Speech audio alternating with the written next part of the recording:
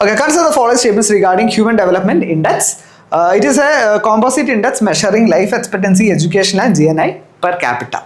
Okay, so HDI, which was actually published by UNDP, it actually is used to measure the development status or development level of a particular country. India is actually ranked 130.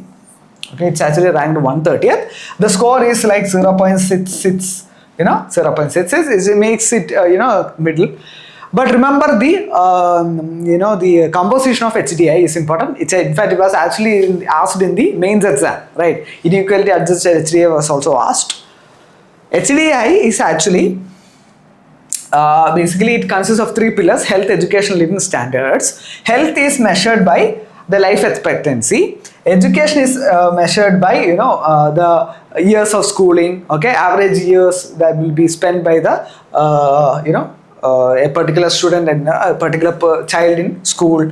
Living standard is measured by per capita income, gross national income per capita. So this health gets 1/3 weightage. Education has two sub indicators. Mean years of schooling is there, and other is there. So this all will get 1/6. This gets 1/3. Okay. So this is the weightage of HDI. Okay, I hope that is clear.